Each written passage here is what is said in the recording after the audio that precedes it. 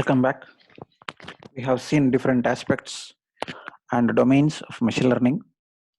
We categorized supervised and unsupervised machine learning in our previous session, and we have introduced neural networks and what are the features of neural networks. We have seen with an example of identifying an animal as an example.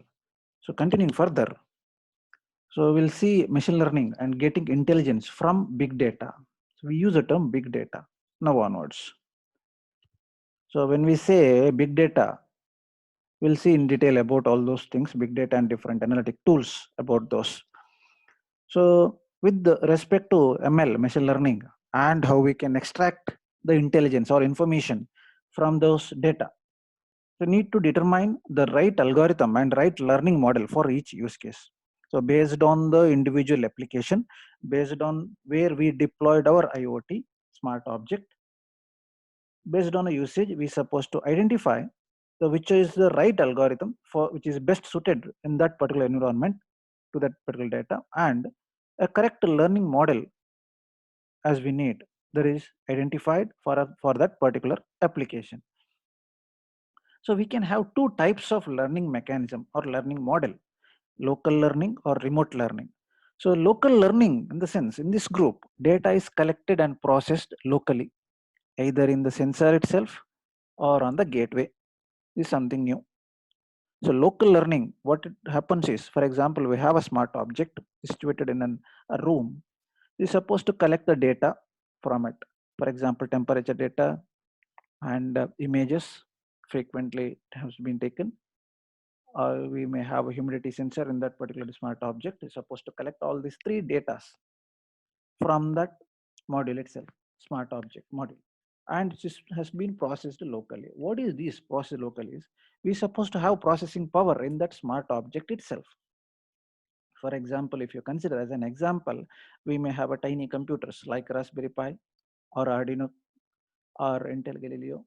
So whatever it may be. So we may have a processing capability locally so that we can have a direct connection within that particular setup itself, so that we can have that particular data in the form of small databases or small servers in that particular setup itself, or in the backend, like in a fog node or fog computing, like a gateway.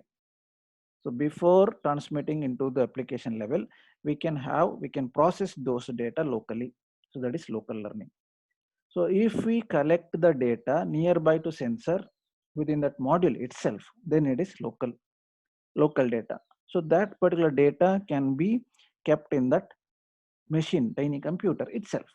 Or on the other hand, we can have a gateway as a support, so that before sending it to the application level or user level, so we can process, we can monitor those data that is in fog level, fog node. We'll see in depth about these two things. Then second type is remote learning. Remote learning is nothing but, in this particular group, data is collected and sent to a central processing unit, typically as a data center in a specific location or in the cloud, either distributed or centralized, where it is processed. This is remote learning. So with respect to remote learning, so whatever the sensor data that is to be read and sent to the central computing unit. So this processing part has been taken place in the backend, so that we can have a processing environment or algorithm either in data center or in a specific other locations, either say in cloud somewhere. That is remote learning. So with respect to local learning, we are going to read the data, collect those data, process those data, and will give those data locally within that particular environment itself. That is local learning. Remote learning, in the sense, we can collect the data and will send those data to the central processing unit, which is kept elsewhere, either distributed or centralized, and then we are going to process it. That is remote learning. So in these two scenarios, local learning and remote learning, so we have some common applications of machine learning. That is either monitoring, behavior control, operations optimization, self-healing, or self-optimizing. So these are the few terminologies coming to the application level. So monitoring is concerned with data has to be monitored. The sensor data, whatever the data collected by those sensors, that is to be monitored. Have to check whether the sensor behaves normally by analyzing the data. Behavior control. So behavior in the sense, for example, based on other perspective, external factors, for example, temperature, humidity, all those things, whether those sensor behaves normally, whether is there any essential control, essential handle is required to have a perfect data from those sensor data. Then coming to the operations optimization. So based on the data collected, based on the operations environment, is there any need of optimization? Optimization with respect to data level, model level, algorithmic level, or presentation level, based on the again use case or application. So then we can have an intelligence ready-made, that is self-healing or self-optimizing. For example, if you consider as an example, say with respect to classroom, if we are set up a smart object in the classroom with respect to thermometer or temperature sensor. Thermometer has to be read as will display the temperature data. So temperature data is read by temperature sensor. So based on the temperature rise, automatically we may increase the fan speed. Automatic, that is self-healing or self-optimizing. So we are going to adopt some intelligence into our algorithmic level. So these are the area in which we have or we can adopt machine learning algorithms with respect to our IoT. So in general, predictive analysis allows preemptive maintenance and increases the safety and efficiency of operations. So one thing supposed to remember, all of the above we supposed to perform predictive analysis, so that we can have preemptive maintenance and increased safety and efficiency of operations. Moving further, we use the term big data. In general, big data is nothing but it handles very big data. What do you mean by big? It's nothing but three V's: velocity, variety, and volume. What are these? Velocity.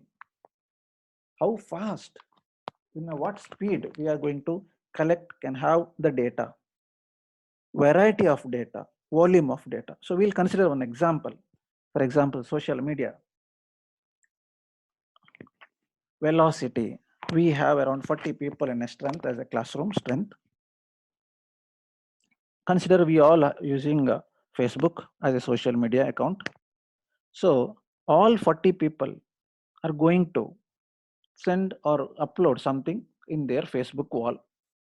Consider the 40, the speed at which you are going to update. Each and for every 5 minutes you are going to update something something in your Facebook. That is velocity. Variety of data. So you are going to update or upload texts, images, audio, video, or movie clip as well.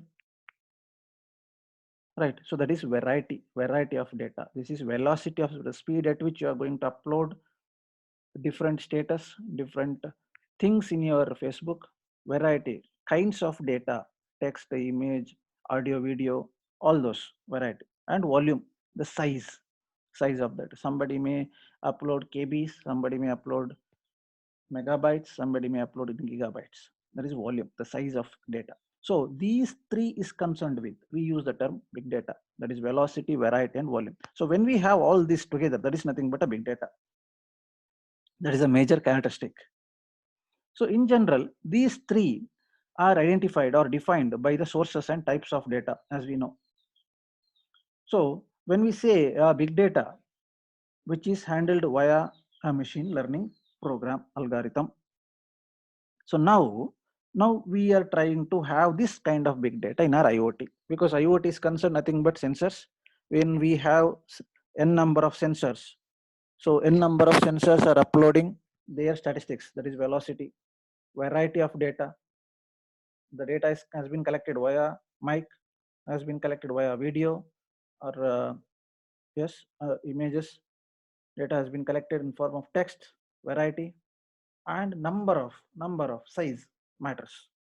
So these are all handled via IoT devices. So in general, these three If it is combination, then it generally comes under unstructured data. Unstructured data.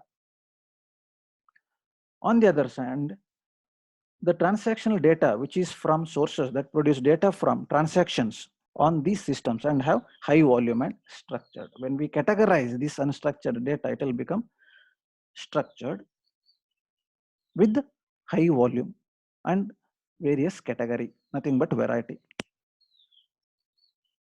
On the other hand, the social data sources, which are typically high volume and structured. So if you categorize based on the data source, which are typically high volume and structured, and is enterprise data, which is data that is lower in volume and very structured. So on the other hand, we are saying that we are saying that the big data is having of all these separate sources and their data in it. So big data is nothing but it will have different kind of data, maybe structured, unstructured, maybe belongs to, maybe having different variety of data, different volume, size of data, and speed at which it can have those data. These are all coming from different sources. That's why we need to make use of big data analytic tool. So to clear, big data is nothing but which is incorporating with the 3 V's: velocity, variety, and volume. Velocity, at fast how speed we can have those data and a DB. Variety of data coming to text, speech, input, output, images, videos. Volume, the size of the data, the capacity, the size of the data. So to have in a group all these, there is nothing but big data. So we need to have a separate big data analytic tool to deploy the data, to have an analysis on the data, and so that we can present to the user or present for any other applications in the further stage. Moving further, to deal with this big data thing, we need something called MPP, that is massively parallel processing databases. We need MPPs. So these massively parallel processing databases are faster, efficient, and support reduced query times. So very less time to query those database. So when we say query, so nothing but you are creating a new database, new table, new rows, inserting new rows, updating new rows, adding new columns, modifying those values, deleting those values, updating those values, all those come into picture. Querying is nothing but you are making use of any one of the query options to deal with those database values. So to deal with that, to accomplish this one, MPP database take advantage of multiple nodes. What is this multiple node? Nothing but number of computers. So that designed in a scale out architecture such that both data and processing are distributed across multiple systems. So one of the major goal of MPP should allow much faster, much efficient, and to support reduced query times, and should have a capability in such a way that data and processing are distributed among multiple systems. MPPs are sometimes referred to as analytic databases because they are designed to allow for fast query processing. Sometimes it may have built-in analytic function as well. For example, in general, we may say aggregate functions with respect to database. We use the term sum, we use the term AVG, we use the term max to find out, trace out maximum value, to trace out minimum value, MIN, count. So these are some of the built-in analytic functions as well. So these are used for a faster query processing. An MPP architecture contains a single master node that is responsible for the coordination of all the data storage and processing across the cluster. So we need a master node who will look after all those distribution of data and its processing in the cluster. So cluster again based on the use case, based on the label. Okay. So it operates in a shared nothing fashion with each node containing local processing, memory, and storage and operating independently. So each and every individual node, which will have its own local processing, its own local memory, and its own storage.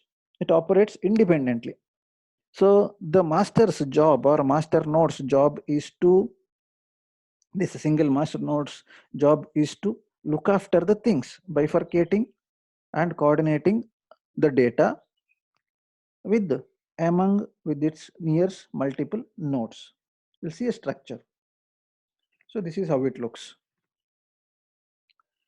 So this particular diagram highlights MPPs, massively parallel processing database. So we'll have a master host over here and we'll have a standby master if something happens in between. So master host's job is to bifurcate or group or cluster the data and assign to any one node. So that individual node will have its own processing unit, its own database, its own memory, so that all those analysis are performed individually by this node 1.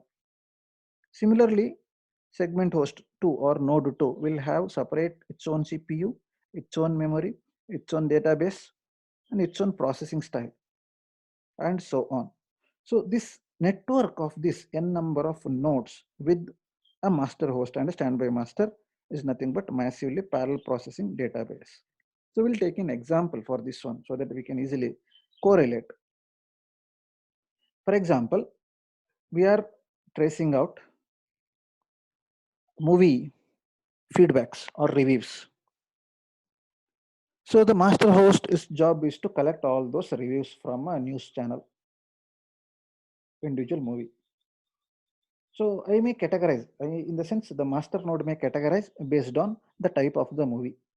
The type of movie, maybe thriller, maybe drama, maybe romantic. So if you consider these three categories, so I can assign those movie reviews to individual nodes. So I bifurcate the task based on individual node. So this node 1 may be node 1 identifying positive reviews for English language, this node 2 for Kannada language, this node for English language. So Hindi, English, Sindhi, Kannada and English. So now master host job is to identify which language, from which language the movie has been released, and collect all those reviews and send it to individual node. So no individual node will store those reviews over here, process those reviews one by one, and give it to the user. This is how individual processing takes place with respect to MPPs. MPPs. So here, can given one as an example. So NoSQL. There is no structured query language.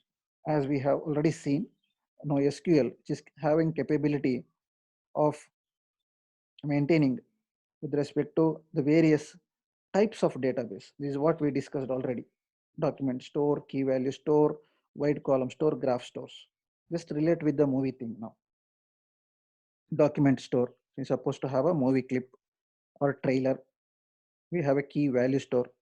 That is key value in the sense each movie should have a director, should have an actor or something like that. So there's a key and value names.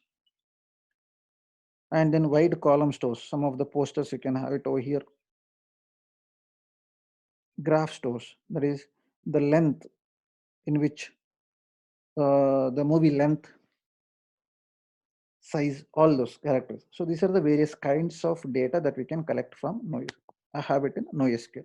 So NoSQL is best suited with this MPPs, massively parallel processing database, because we supposed to have all those different kinds of data for each individual use case. Use case now we took as an example movie reviews, collecting positive movie reviews from English movies, Kannada movies and Hindi movies and so on. This is an example. So now when we say movie reviews, so English movies can be seen over all the world, similarly Kannada and Hindi as well. So now we can relate this one with irrespective of global positions, irrespective of countries. So we can categorize based on country also, can categorize based on the area also. So these are the factors which influences makes use of NoSQL database, no structured query language. Sometimes some of the user may upload whoever the user may be. So he wanted to upload something, some cryptic character image. a photo or a snapshot from the movie, and trailer also he can have it along with the review. So all those kind of thing can be processed individually, because each individual node will have their own processing power, their own memory, their own database, and after processing they are giving the results. So master node or master host job is to look after all this exercise. We'll have another standby master. If something happens with the master host, the standby master will not take care of the things in the network. Clear? MPPs, massively parallel processing database. Moving further, Hadoop. Hadoop is the most recent entrant into the data management market, but it is arguably the most popular choice as a data repository and processing engine. So one of the tool, Hadoop. Hadoop was originally developed as a result of projects at Google and Yahoo. And the original intent for Hadoop was to index millions of websites and quickly return search results for open source search engines. So this is how they developed Hadoop. So initially they took as an setup saying that they're supposed to index number of websites. There may be number of websites, whatever we search on Google or Yahoo or search engines. So Hadoop's job is to search in the backend for millions of websites and to give the results. This is why they intended to develop Hadoop initially. So it had two parts, two key elements. One is HDFS and MapReduce. HDFS stands for Hadoop Distributed File System. So this is a system which is used for storing data across multiple nodes. That is HDFS. MapReduce. It is a distributed processing engine that splits large tasks into smaller ones that can be run in parallel.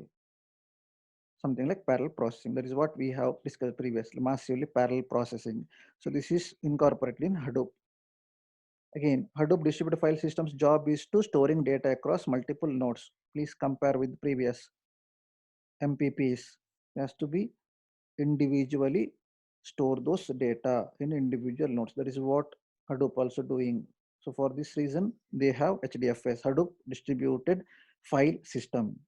And to deal with individual processing, distributed processing, they have MapReduce.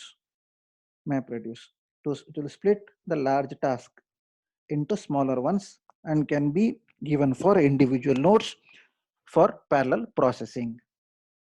So we'll see in diagram. Hadoop cluster. Please follow along with my cursor. We have a distribution switch. So this distribution switch job is to distribute the storage, the data among all those racks. So this rack are nothing but combination of drives, disk drives, rack 1, rack 2, rack 3, rack n. So rack 1 may have more than 20 individual drives. It's a combination of our array. Rack 2 again, array of disks. Rack 3, array of disks, and so on. So this individual rack will have something called rack switch. So this is in the top to enable the communication between HDF distribution towards individual storage, and will have a name node and data node. Name node and data node, these two are the important factors coming to the Hadoop. When we discuss about Hadoop, we must know what is name node, what is data node. This is an important factor in Hadoop. So now in this particular diagram, as it is distributed Hadoop cluster, so these two distribution switch job is to distribute the data which has to be kept in individual racks, for individual processing. So we have a rack switch on top of every rack. So this will rack switch enable communication setup from distribution switch to individual rack.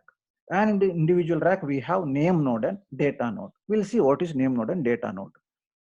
So name node will coordinate where the data is stored and maintain a map of where each block of data is stored and where it is replicated. We'll see point by point. So this one, the name node, nothing but which will have a repository in such a way that it will be having the location address where that exactly data is stored, and it will supposed to map a block of data so that it can be replicated. So we have seen in detail about these things when we're discussing about RAID as well.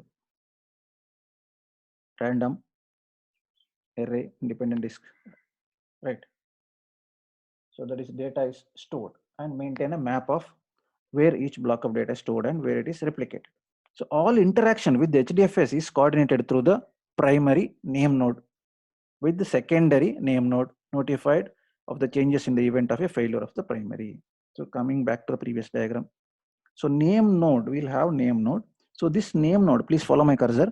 This name node will have location related details where exactly this data has been loaded, and block wise address mapping has been maintained in this name node. Name of the data and which block has been allocated to store a particular data on that particular block.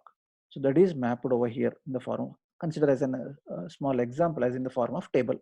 So each entry will be having address, ID of the data where it has been loaded and their block address that has been available in name node. So we'll in general for a rack we'll have two name nodes. One is primary and secondary.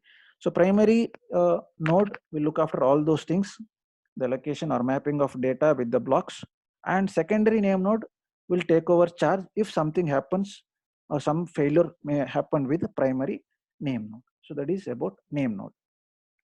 Coming to data node. So data nodes are nothing but servers where the data is stored actually at the direction of the name node. So we know the name node is nothing to maintain all those details where has to be stored, which block kept in which entry, which sector, which drive, all those factors. So data node is nothing but the actual servers where we are going to keep the data. So it is common to have many data nodes in a Hadoop cluster to store the data so that we can have a duplicate data, many data node. Data blocks are distributed across several nodes and often are replicated 3, 4 or more times across nodes for redundancy. So data node will have the actual data, is nothing but a server. It will have a cluster, Hadoop cluster to store the data. So individual data may be stored in these clusters. So then this single data node may be replicated based on the rack, it will be replicated thrice, 4 times or more for redundancy. That is nothing but in an emergency, if there is a need, if one rack or one particular data block cannot be read automatically, the Hadoop cluster look after another replication, the same data, so that the data may be available for 24/7 continuous monitoring. So that's why we go with replication. So that is the task of data node. So two major terms in HDFS Hadoop file system, name node and data node. Name node will keep track of the data and will have the details of where that particular data has been loaded or stored. That is, we have on the map.